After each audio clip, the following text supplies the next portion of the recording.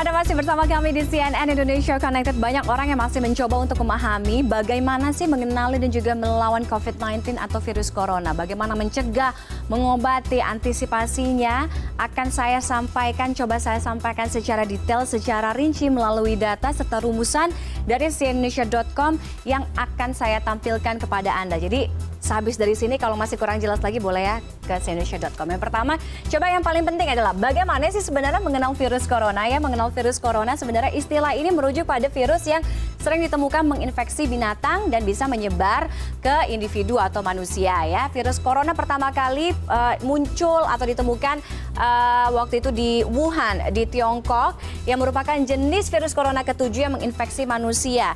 Dan virus corona yang menyerang manusia ini baru ditemukan pada tahun 1960-an. Jadi bukan di 2019 tapi di 1960-an.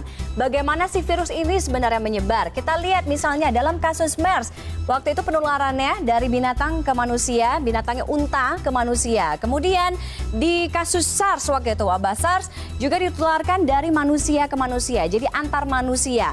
Nah, di kasus COVID-19 atau virus corona, ini dugaannya ditularkan dari binatang atau hewan ke manusia. Binatangnya ini sampai sekarang juga masih menjadi pertanyaan besar, yaitu diduganya adalah ular atau juga kelelawar. Nah, penularan dari manusia ke manusia lewat droplet atau partikel air liur ketika si penderita mengalami bersin atau batuk, ya. Berapa lama sih masa inkubasi corona? 2 sampai dengan 14 hari merupakan masa inkubasi dari virus corona. Jadi saat pasien pertama kali tertular atau terpapar virus sampai menunjukkan indikasi atau gejala-gejala awal tadi, ada demam dan sebagainya ya. Nah, siapa saja sih orang-orang yang paling berisiko tertular COVID-19? Yang pertama, ini dia, ada lansia berusia 70 tahun ke atas, kemudian orang yang memiliki riwayat penyakit penyerta atau penyakit bawaan, misalnya diabetes atau juga sakit jantung dan lain sebagainya. Kemudian orang yang mengalami atau memiliki riwayat penyakit pneumonia atau sakit pernafasan.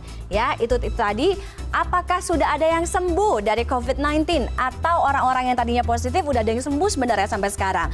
Sampai dengan awal Maret, banyak sekali yang sembuh. Lebih dari 51.000 orang dari total 92.000 lebih penderita sudah dinyatakan sembuh. Artinya lebih dari 50% sudah dinyatakan sembuh. Tapi jumlah pasien sembuh bertambah setiap harinya, kita harapkan tentunya juga yang ada di Indonesia.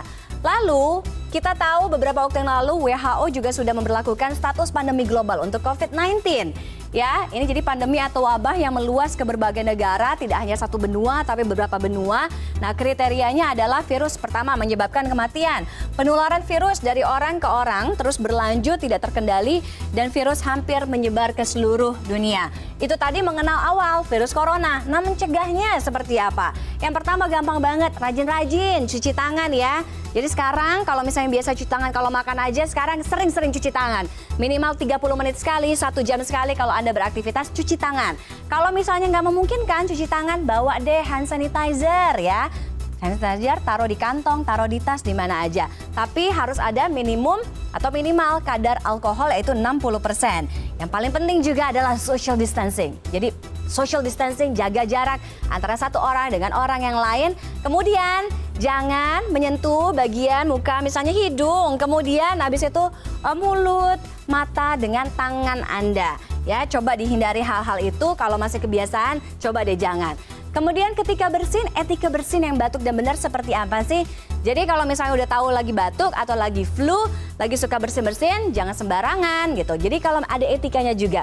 Anda mungkin bisa menggunakan bahu Anda seperti ini ya. Jadi tisu atau bisa pakai tisu juga bisa menggunakan siku Anda. Lalu tisunya jangan dipakai lagi, buang ke tempat sampah. Setelah itu cuci tangan lagi menggunakan sabun atau hand sanitizer tadi kalau misalnya nggak ada sabun. Kapan sih harus cuci tangan menggunakan air dan sabun? Saat secara kasat mata tangan terlihat kotor, buang air, batuk, bersin, kontak mungkin atau berinteraksi dengan orang yang sakit, sebelum makan, setelah menggunakan toilet gitu, setelah bersentuhan dengan hewan, rajin-rajin cuci tangan. Nah, cuci tangan yang baik juga jangan asal ya. Jadi, basahi tangan dengan air bersih dan mengalir selama 20 detik. Ya, jadi misalnya saya susah nih, jadi ada air ya, kemudian kurang lebih 20 detik, kemudian pakai sabun yang punya kandungan antiseptiknya, cuci, gosok tangan. Ini mulai dari punggung tangan sampai dengan sela-sela jari ya. Jadi punggung tangan, sela-sela jari, jangan cuma telapaknya aja yang digosok. Lalu bersihkan bagian di bawah kuku Anda. Jadi kuku-kuku ini juga bisa jadi sarang bakteri ya kalau misalnya nggak dicuci. Kemudian bilas air bersih, keringkan dengan handuk. Itu yang harus Anda lakukan sekarang, jadi jangan asal cuci ya. Kemudian cara menggunakan hand sanitizer, kalau tadi sabun nggak ada, cari hand sanitizer yang minimal kadar alkoholnya 60%. Teteskan hand sanitizer ke tangan Anda 1 sampai dengan 2 tetes, sama kayak cuci tangan, tidak hanya di telapak tapi di punggung, kemudian di celah-celah jari, kemudian di antara kuku-kuku, itu yang harus Anda tempelkan atau taruh sanitizernya, kemudian sampai tangan Anda atau hand sanitizer-nya mengering. Nah, kalau misalnya nggak ada hand sanitizer gimana? WHO memberikan formulasi untuk membuat hand sanitizer sendiri. Ini caranya ya. Masukkan ke dalam wadah 1000 ml, tuangkan ketiga bahan, ada isopropil, alkohol, hidrogen peroksida, dan juga gliserol. Tambahkan air, kocok perlahan, supaya semuanya kecampur jadi gampang banget. Nah, perlu nggak sih sebenarnya menggunakan masker? Ya, masker sebenarnya hanya digunakan dalam kondisi kalau misalnya Anda memang merasa Anda sakit ya. Itu harus Anda gunakan. Atau Anda hanya perlu masker saat menangani pasien yang punya gejala COVID-19. Yang paling penting, jangan gunakan masker lebih dari 1 kali. Ya, jadi juga ada masanya paling 4-6 jam, habis itu ganti dengan yang baru. Buang, habis setelah itu jangan pernah ditaruh di mana-mana, takut orang lain pakai. Kemudian bagaimana dengan barang-barang? Belum diketahui pasti berapa lama virus bertahan sih sebenarnya di benda mati.